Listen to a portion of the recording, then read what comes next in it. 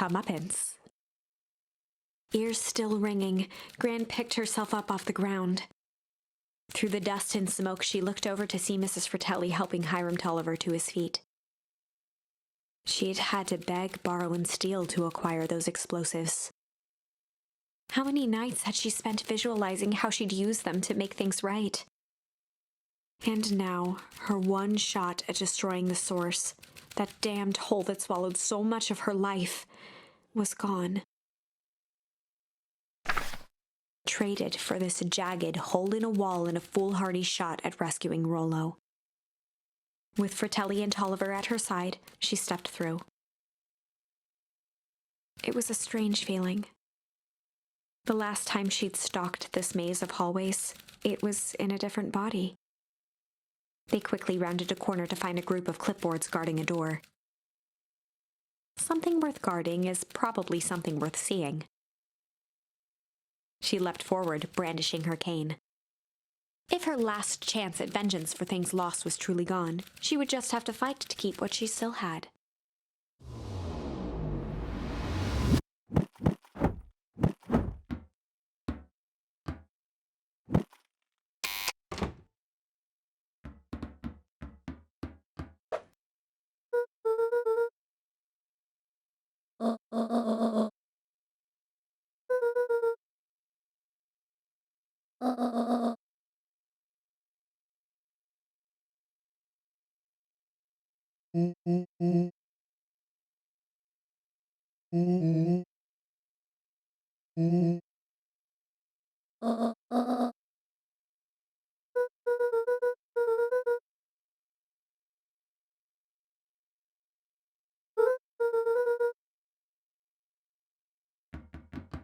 They made their way out from deep within Perennial Harvest, just as Solomon finished up his speech.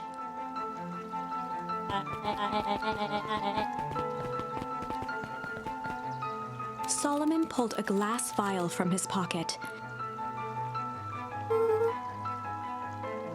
In one smooth motion, he downed its contents. A triumphant smile grew across Solomon's lips.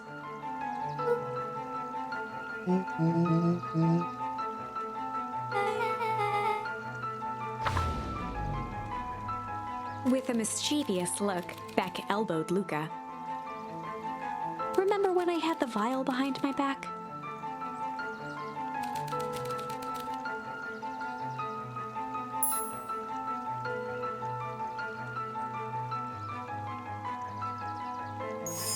I might have tweaked his wonder potion with a little junk.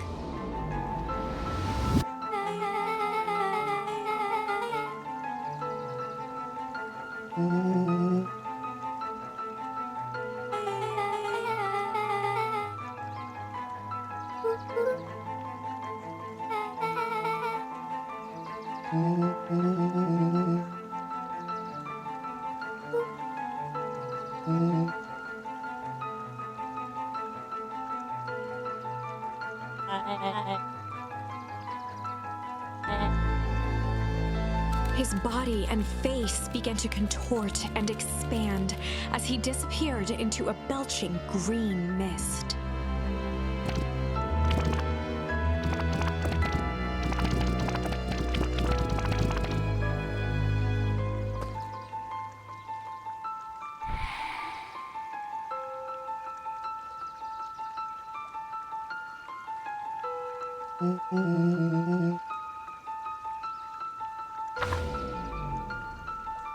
As the last of what was once Sharper Valentine wafted into the air, the crowd began to disperse, still numb from what they had just observed.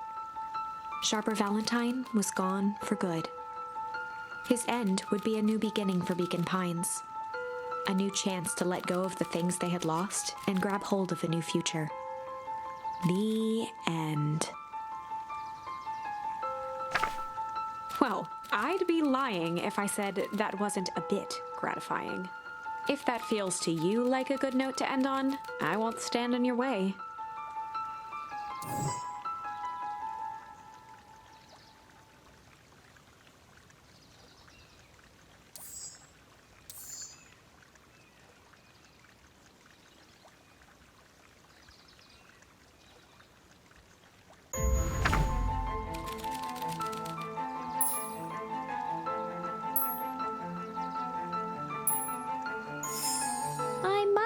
tweaked his wonder potion with a little malice.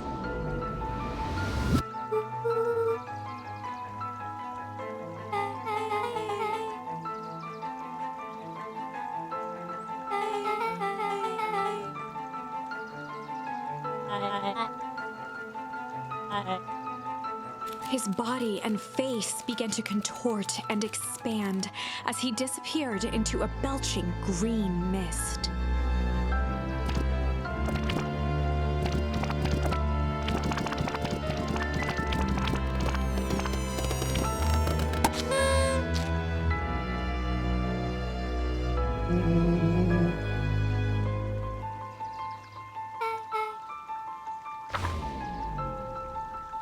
The crowd gazed in stunned silence at the now empty stage. The quiet was broken when William Kerr sprinted off stage and into the distance. He was never seen around Beacon Pines, or anywhere else for that matter, again. Watching the silhouette of Kerr disappear over the horizon, Luca began to laugh. First, a low chuckle that became uncontrolled, heaving laughter. Through his tears, he was vaguely aware that the crowd had begun to laugh with him. The end. That was unexpected. Perhaps a bit of an absurd ending for my taste, but who am I to say? I'm only writing the damn thing.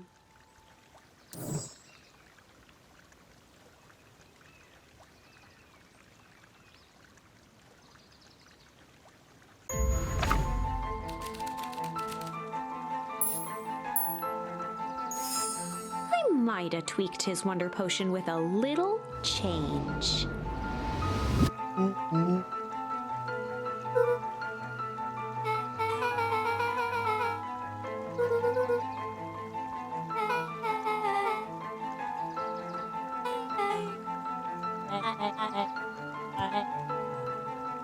His body and face began to contort and expand as he disappeared into...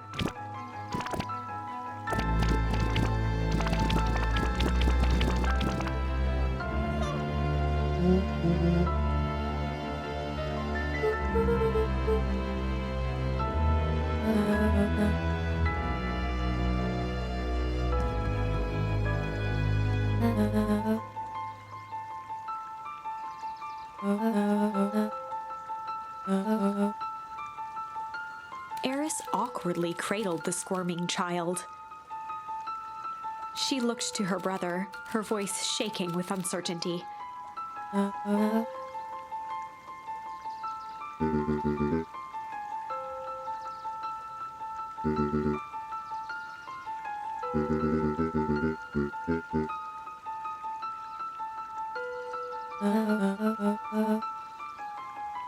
She looked back down at the infant with equal parts kindness and terror in her eyes.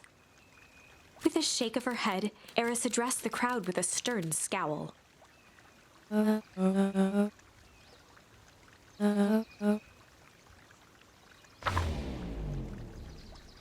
Epilogue.